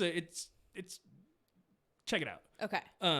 But like he was never contacted by the Men in Black. Some of the people like at the Coronado mass abduction were not contacted by the Men in Black. But like, I mean, wasn't that a big hoax though? Coronado mass abduction? Yeah. Probably. Which explains why they weren't contacted, but none of them even said they were. Okay. So they like I said, we've mentioned the phone calls. They often say nothing. They say nonsense in an attempt to both confuse and discredit the targeted individual. Also, I do say targeted individual because that's kind of how they refer to the victims of gang stalking. Like if you want to look more into gang stalking, search targeted individuals and stuff like that, and there's a documentary that Vice did about gang stalking, and like I feel legit bad for these people because they're sitting there and they're like, there's helicopters that fly over my house 4 or 5 times a day. He's like, and they're not in like a flight zone. Yeah, he's like, I've looked. There's no reason for helicopters to be anywhere near here. But and then they're sitting there doing the interview, and the helicopter flies over the dude's house, and he's like, "See, there it is." Really interested in watching that. But see, I like Vice. It's one of those. I'll find the link and send it to you. It's one of those things that you can't talk about it because it makes you sound crazy. Yeah, it's like the MK Ultra,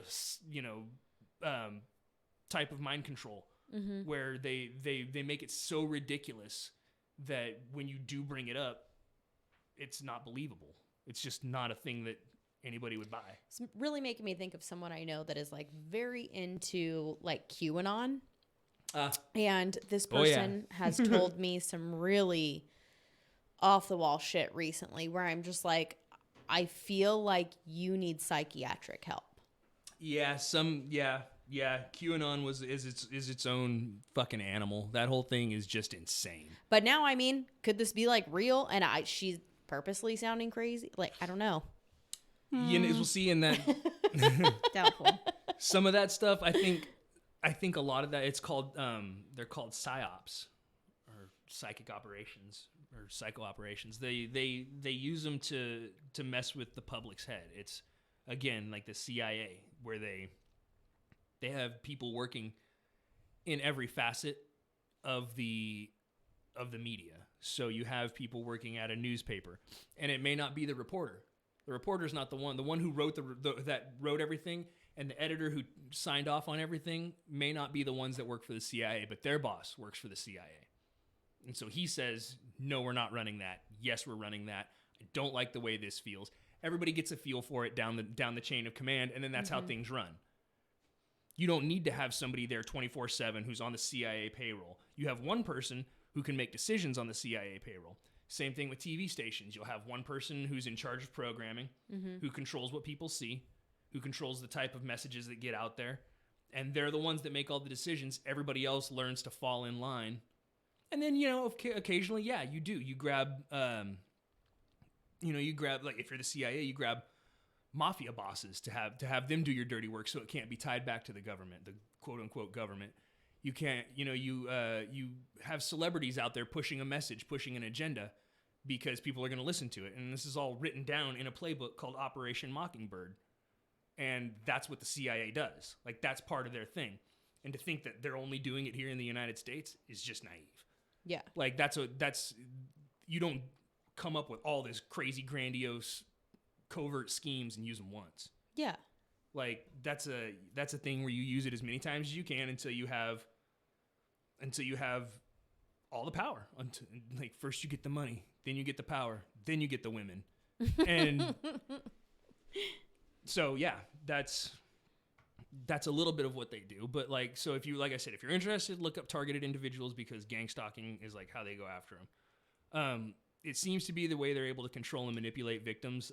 They'll follow you around in public and manufacture events in your life, like we talked about, bumping into somebody, causing a small disturbance or whatever.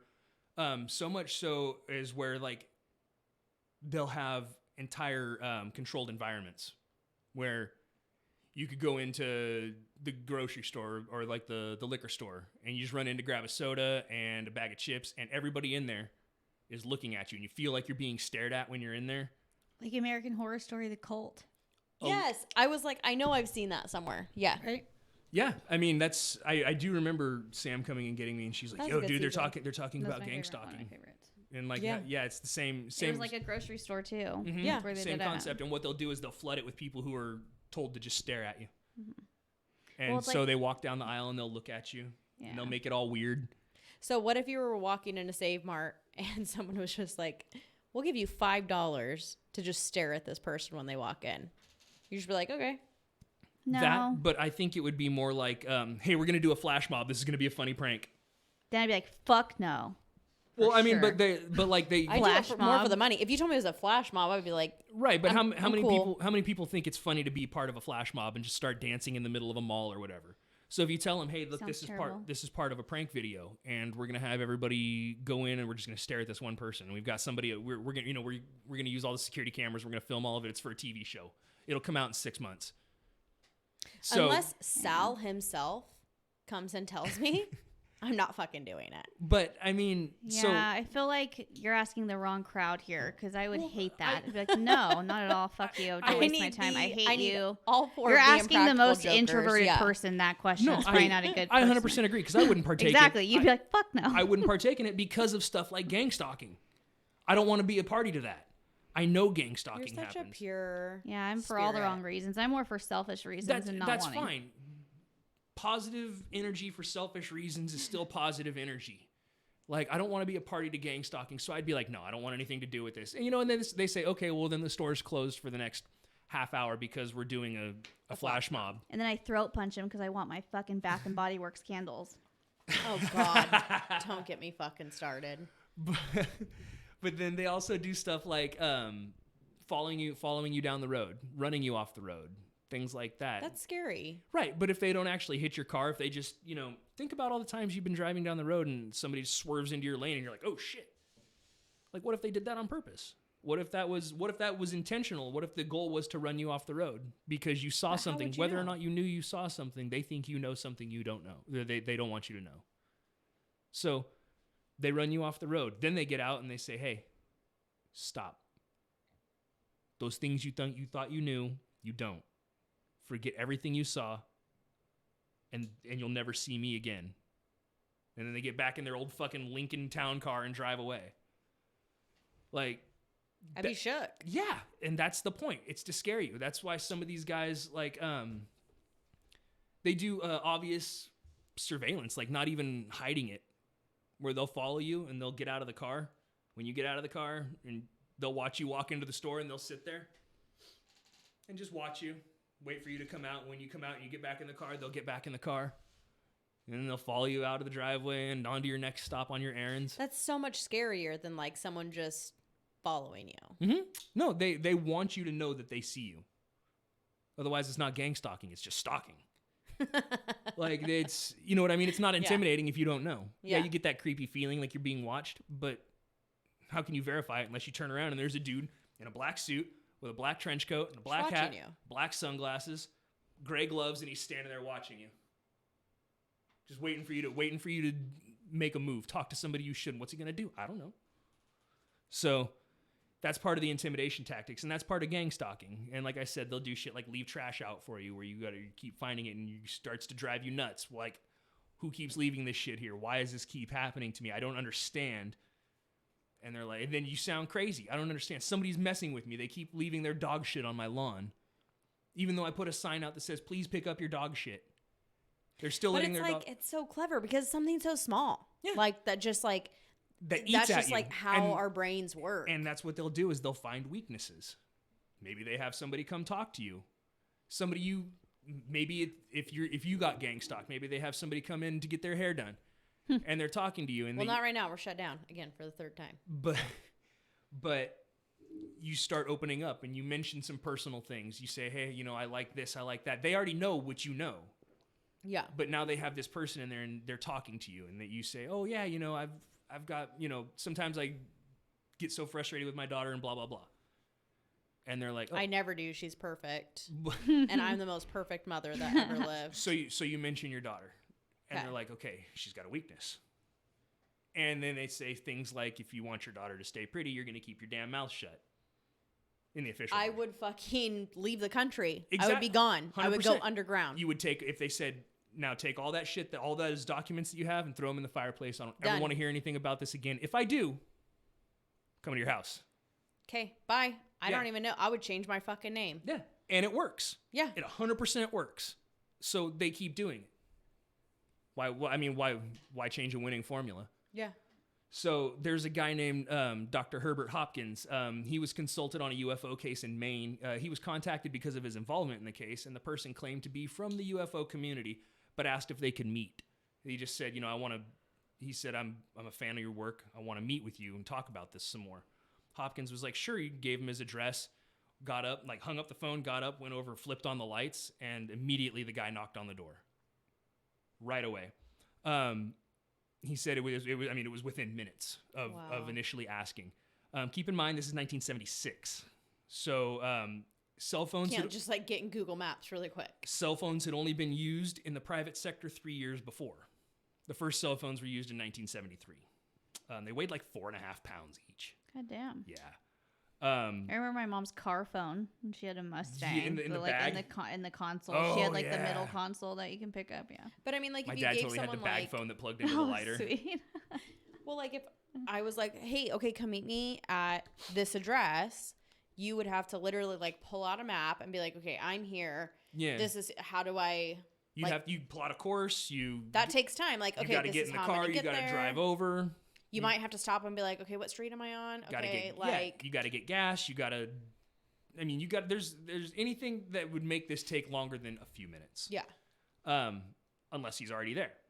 But like I said, cell phones had only been used in the private sector 3 years before, and the first 1G network wasn't established until 3 years after, in 1979. So there wasn't even a cell network to be used. I'm irritated just hearing 1G, honestly. It's so slow.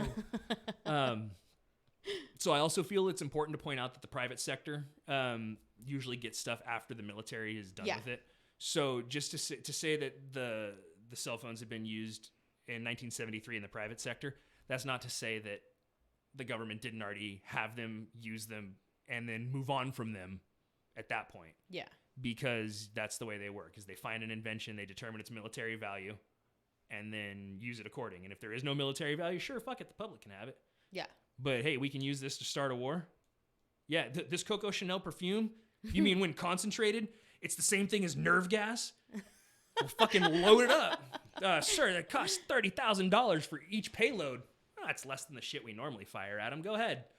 Like, you can't use chemical warfare against the Geneva Convention, though. You can't use perfume.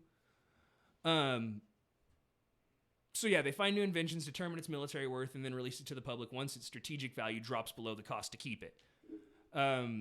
Classic government, and the MIB are alleged to be government agents, so it would only make sense that they have access to like government tools and funds and stuff like that.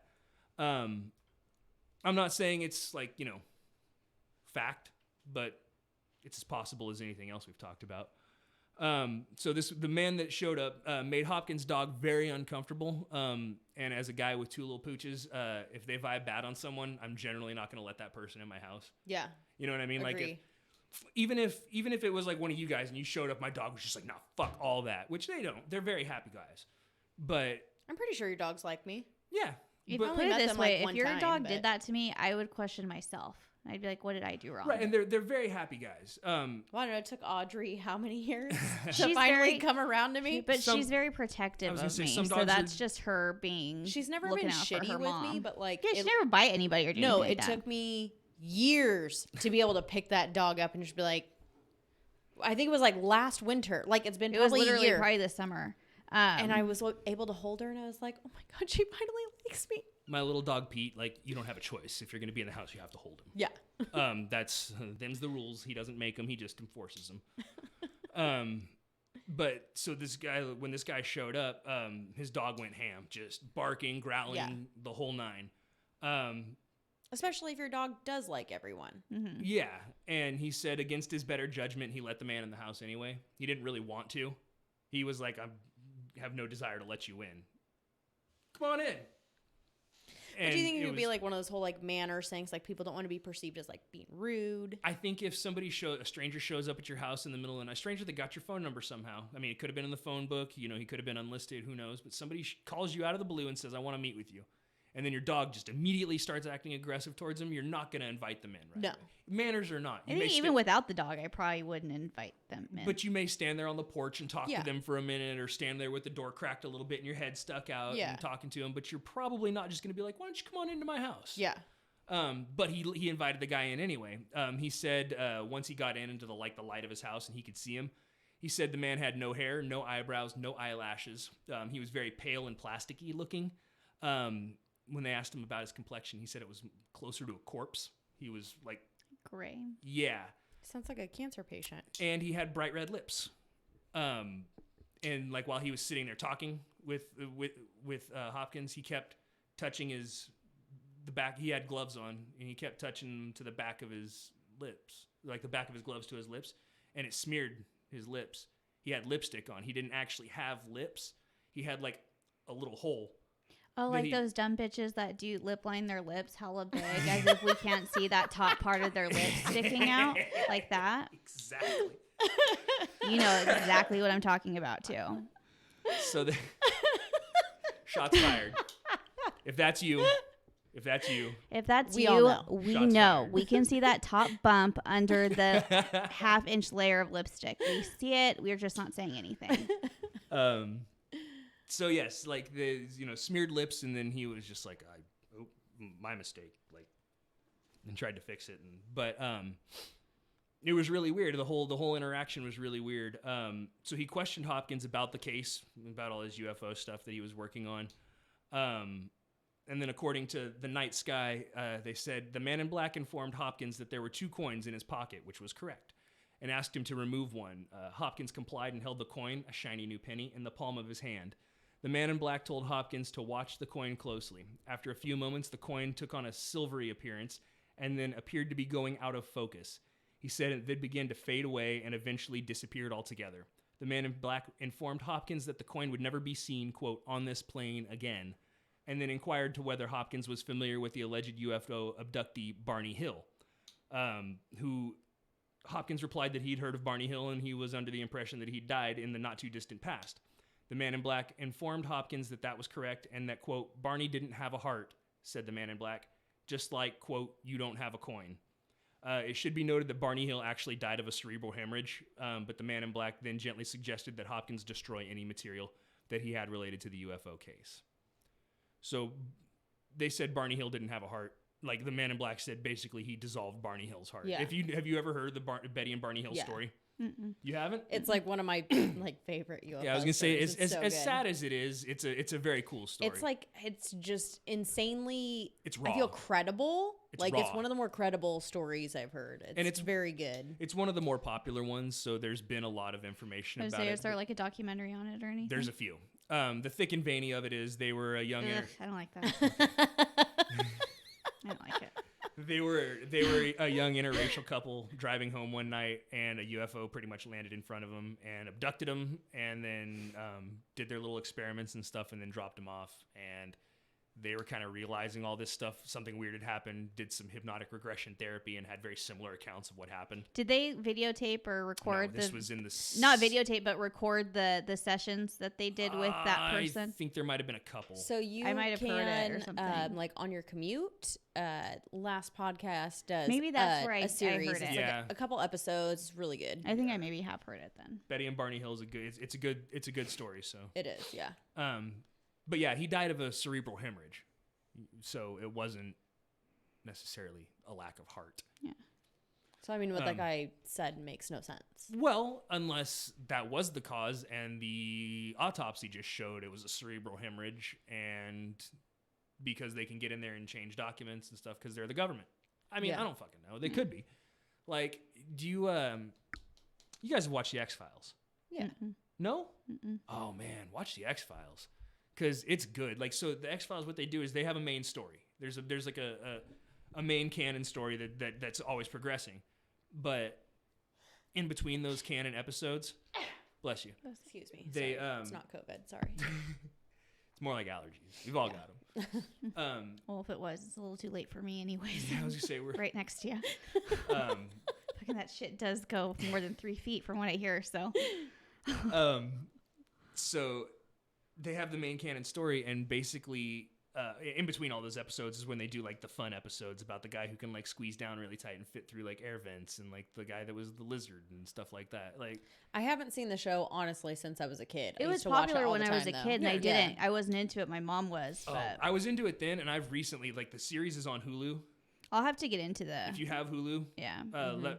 watch it. If you don't, let me know, and I'll let you borrow my login and shit, because fucking watch X-Files. It's awesome. Oh yeah, I'm gonna have to binge that. but- And it's all the old ones. It's all of them. It's the whole series. What's his name? Is it David? David David Duchovny. Duchovny. I love him. See, I like Gillian Anderson. David Duchovny's in the new The Craft. Is he? Uh huh. Oh, that's Both cool. of them are great. But on that show, so the X-Files does really well. Like, they hit a lot of topics, and they are fairly accurate with a lot of their stuff. Like, I maintain that it's likely that the shooter that killed JFK shot from the storm drain, shot up from the storm drain when the limo pulled to a stop instead of being up on the grassy knoll because of the way the head moves and all this stuff.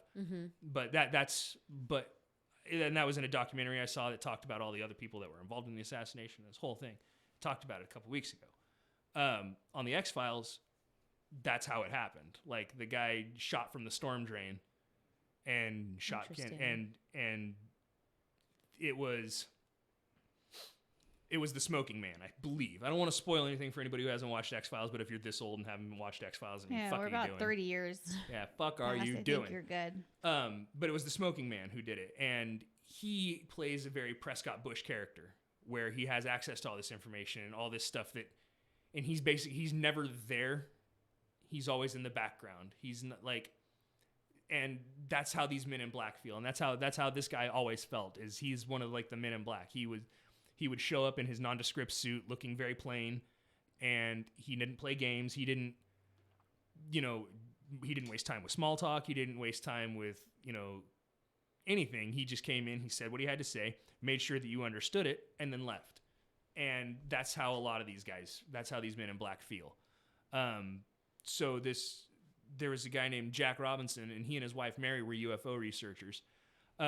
Jack was a UFO researcher, and on occasion he would come home. They would find their house had been rummaged through, so like stuff had been turned and obviously somebody was in there looking for something. They said things were misplaced or missing altogether, UFO files and things like that they had laying around that they were working on. Mary began to notice a man staring up from a doorway across the street, wearing a black suit, a black coat, black shoes, and a black hat. The man spent so much time there and stood out so blatantly that Mary was able to call a friend named Tim Green Beckley to come over and see the man. And he actually snapped a photo of the man standing out there. And I have the photo and I'm going to show you.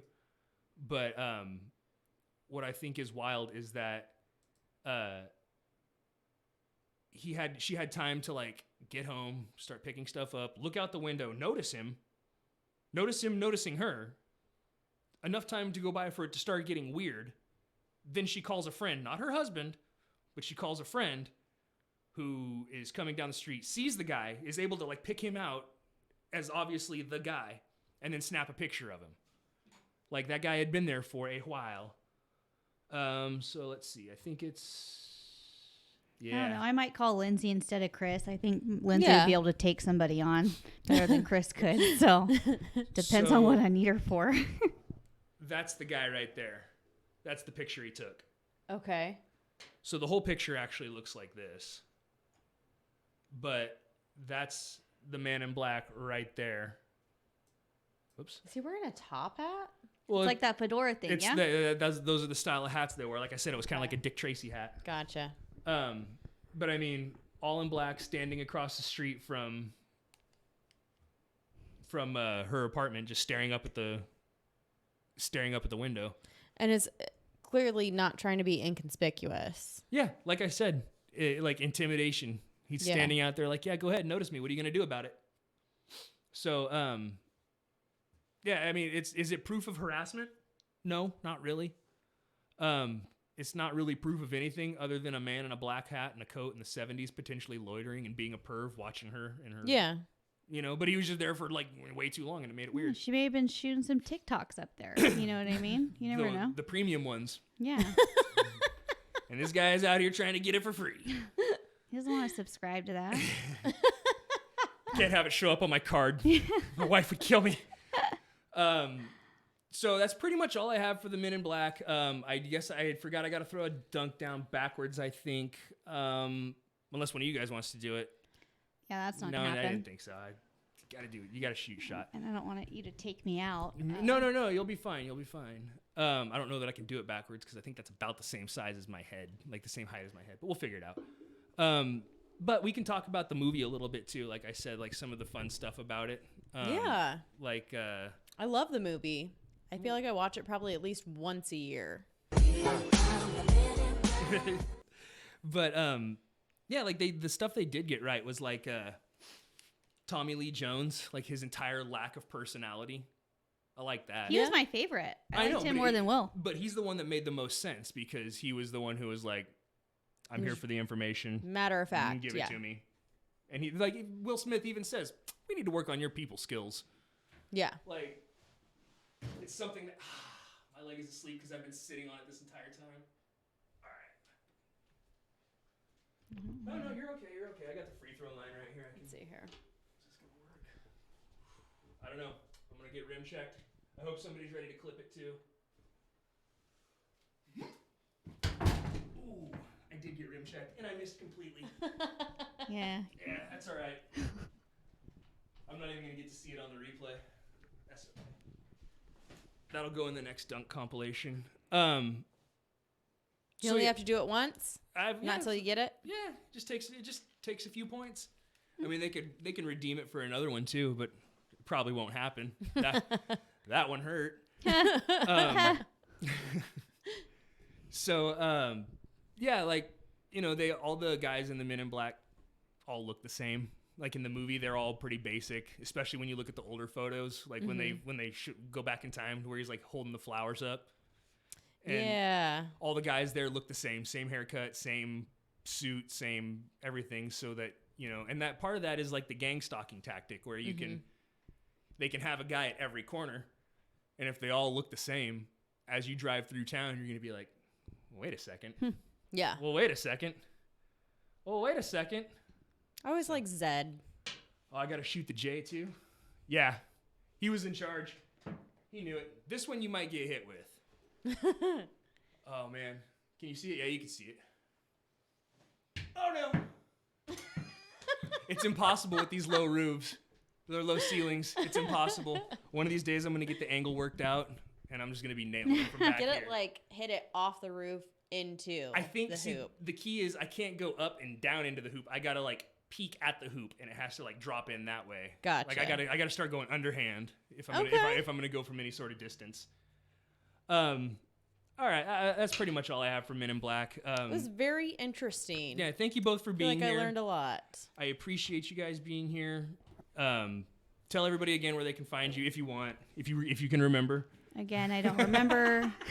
I have the same information for you as I had at the very beginning of this. Scroll back to the beginning and Yeah, breathe the F, baby. That's the one. And you can find me at Callaway Hair Co. on Instagram. And nowhere else. I am on almost all social media platforms. Instagram is really the only one I use or pay attention or respond to. Are you one of those people that has like 400 notifications on Facebook? I do get on Facebook. I just don't respond You or don't interact. But you get on there and clear notifications. Exactly. Yeah. Like interaction wise, like Instagram is like where I'm at. I had to delete my Facebook. I've got it gone for like 2 years now. It's been fairly nice. Yeah. Yeah, I deleted my personal one, and just for anonymity. And I mean, I do post stuff on there, but I really don't interact on Facebook at all. my mom tags me and stuff sometimes, and I'm like, dude, don't. I'll never see it. I go on Yeah. there, I clear notifications, and I close it. Yeah. Unless I have something to post. So let's see. I got yeah. Paul, Jesse, I appreciate you guys for hanging out in the chat and moderating. You guys are awesome. Jesse, feel better, homie. Yeah, Jesse, feel better. Yeah, Jesse. Yeah, I'm bummed you couldn't be here tonight. Yeah. Yeah, you're the only one that I think would have said allegedly's a couple of times in there with I me. thought it in my head. Yeah. Well, you gotta let it out. I let it out. Nobody heard me the first time. Gotta I had let to it get out. it in a second time. Um, Oh, by the way, it doesn't it start this month? Letterkenny, the new season starts this month. I think in a few days, like the 12th. Yeah, like So like next 4 week. days, like Friday. Yes. I think that's Friday. I'm like 2 seasons behind. So Gives me, oh my Dude, god. Perfect time to binge. It's only if you watch 3 seasons. Yeah. That's only like 21 12 episodes. episodes. Yeah, 18 episodes. Yeah. So yeah, thank you everybody for being here. Please do like, subscribe, all that stuff. If you're listening to the podcast, rate it, review it. Even if you're not listening to the podcast, go find it, rate it, review it. That'd be awesome. Visit hellagregLIVE.com for merch, all that stuff. Do you get anything else you ladies want to say? still waiting on that Costco plug. Just trying to get the Costco sponsorship. Everyone shop at Costco. Do it. All right. Well, I guess until then. Bing, bang, boom. See you next Tuesday. Don't say see you next Tuesday.